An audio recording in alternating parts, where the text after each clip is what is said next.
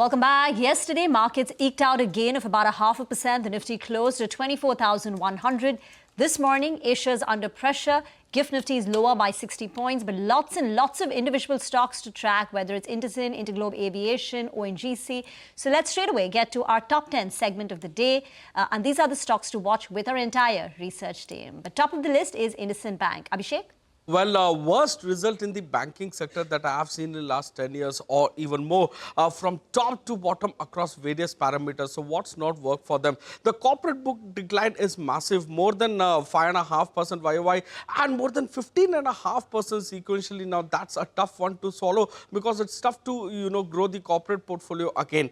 NII decline of 43.3% YOY and 41.7% sequentially is the highest decline in the banking sector in Q4 FY25. Net interest margin is the lowest ever for them, coming in at 2.25% versus 3.9% in the previous quarter. Now, the other income is down more than 71% YOY and about 70% sequentially, the highest decline that you are seeing in the banking sector at a time when other income for others have grown robustly. This is the only bank which has reported an operating loss in Q4 FY25 and the highest net loss in the banking sector in Q4 FY25. Slippages are elevated in absolute value. They have grown by 115% quarter-on-quarter, and the annualized slippage ratio is the highest that you are seeing in last 16 quarters, coming in at 5.8% versus 2.4% in the previous quarter. Asset quality, the gross NPA ratio is one of the worst in 10 years or even more. It has inched up to 3.13% versus 2.25% in the previous quarter.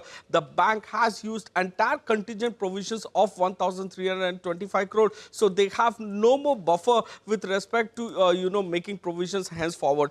P&L, it's a huge miss on our poll, both on the NII front and the losses being way ahead of our poll. Back to you.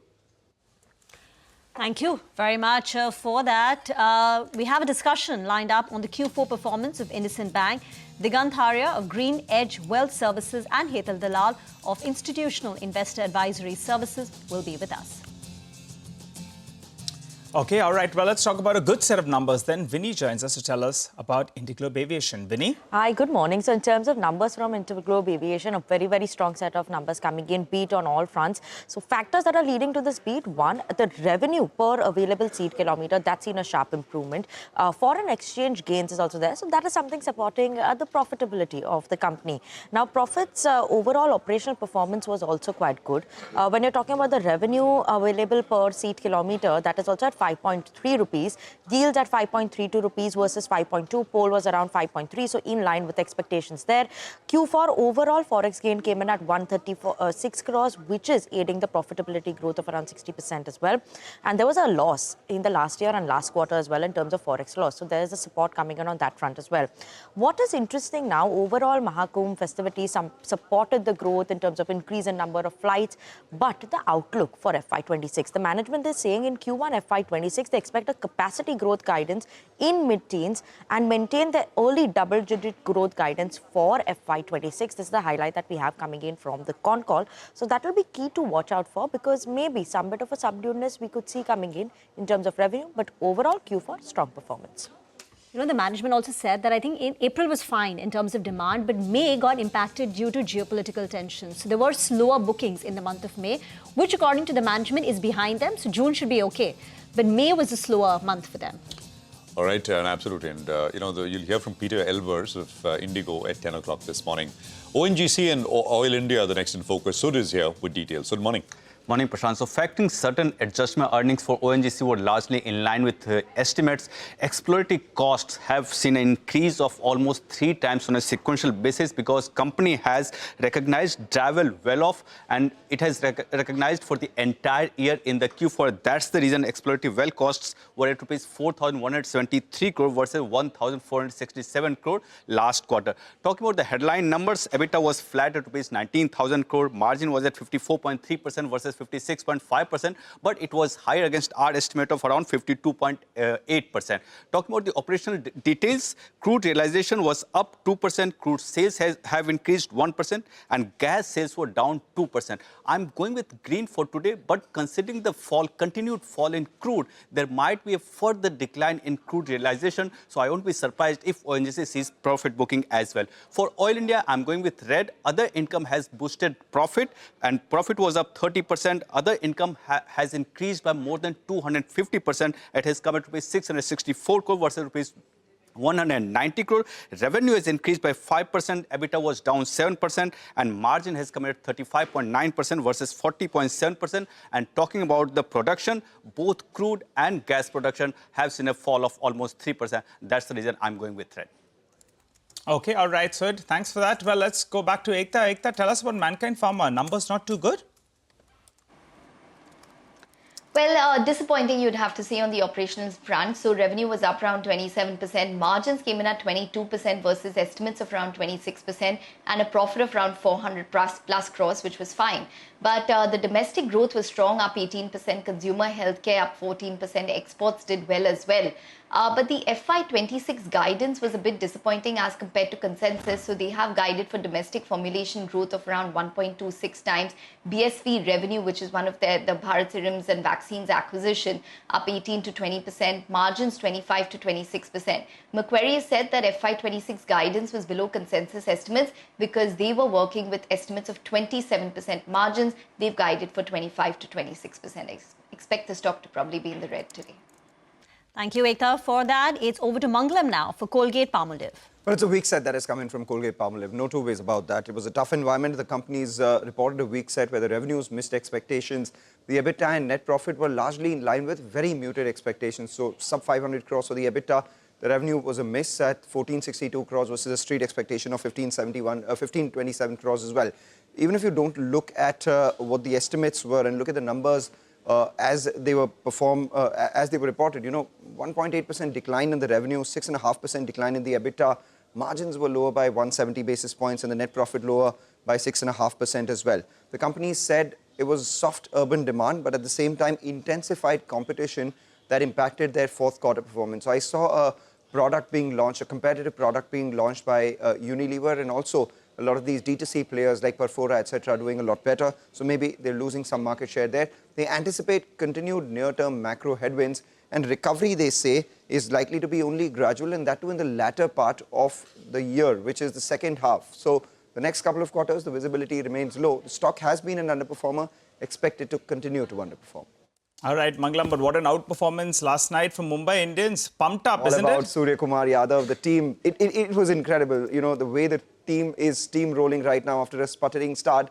And on the other side, it was Delhi, which had a great start and then sputtered out of the competition. So all Mumbai Indians. Hail Mumbai Indians for now. Well, that's right, Mangalam. And at the stadium, I met someone who was talking about chartbusters, and they said life is FMCG. I think you got it. You turned it around. It's FMCG is life. Thanks a lot for that, Mangalam. But from the FMCG basket, let's talk about metals. Nalco. The numbers are expected to be good, and boy, oh boy, those numbers were very, very good. So solid set of numbers out there. Top line growth of close to around 47%. The EBITDA number going up by 150%. And margins, on a year-on-year basis, it looks beautiful. But even on a quarter-to-quarter basis, from around 50%, it's expanded to around 54%. The important point was they got the benefit of higher prices, but also lower cost of power. And that's clearly depicted on the screen because the cost of power as a percentage of sales, that came down to around 16% or thereabouts. The profit number, well, that as well ballooned up by close to 47% because depreciation had a bit of a one-off in that. So that explains why the profit number as well was up 47%. Segmentally, things look very, very good, both on alumina, which is the chemicals business, and aluminium. So the stock opens up in the green. The problem is, are these the peak numbers? The key determinant will be what's going on in Guinea with regard to bauxite availability, because that's what's pushed up alumina prices. So stock opens up in the green, but we'll have to see how it does from there on. These numbers, though, blockbuster. Going back to Vinny, RVNL as well as IRCON, you're tracking both those two? Absolutely. Keeping an eye out on both these names after the numbers. Not a great set of numbers coming in from both the companies.